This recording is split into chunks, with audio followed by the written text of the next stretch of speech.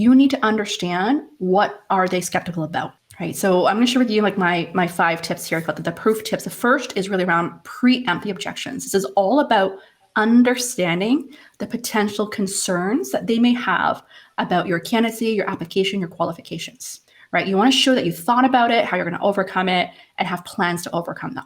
You need to actually acknowledge that I recognize this and here's what I'm doing about it to give them that confidence. This is actually a strategy I do with my clients all the time when it comes to pivoting. Okay. Second is going back to the R of relevancy. You have to showcase your fit of your understanding of the role, the industry, the team, the company.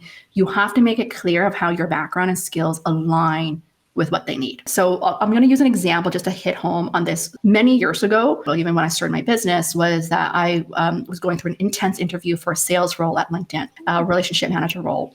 And this was during like my recruiting days when I was leaving Google to either continue my business full time or go into sales role. And one of the perceived gap was I didn't come from a traditional sales SaaS background. Like that's a big perceived gap. And I was going to meet with the country director and the recruiter told me that. So I was like, okay, I recognize there's a gap because they're perceiving that I haven't carried a traditional quota or sold like technology here. So the way I overcome the gap, going back to relevancy here, is I would talk about how my previous role of recruiting, of pitching 100,000 MBA program, is sales, dealing with executives, selling a product as well, of getting people to school and quantifying that, how I was able to bring in like $10 million for the school there. So you need to really connect the dots for them to see what's possible because they're already seeing that, hey, you don't have that traditional background there. And then so the next one is around here. It was about outlining your learning plan and action plan. So as you move forward in the interviews, you don't want to just talk about your past. You actually want to talk about future thinking of what are you going to do to be successful? Show that you're proactive of how you're going to get up to speed, hit the ground running, what you're going to do to learn. So because they want to see that you're a quick learner and that you thought about the potential challenges and how you're going to address that.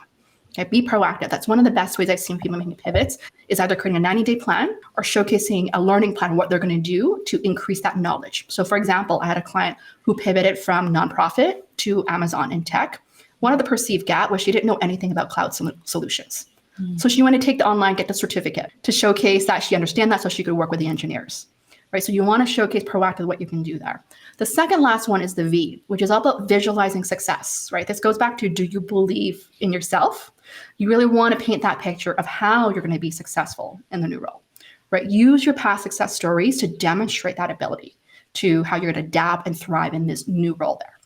And then lastly is the E, expressing confidence, right? This is all about a feeling as well. Like you really want to be able to showcase that feeling and belief of your abilities so that you can also instill the confidence in the interviewers as well, even if you are transitioning into a new field.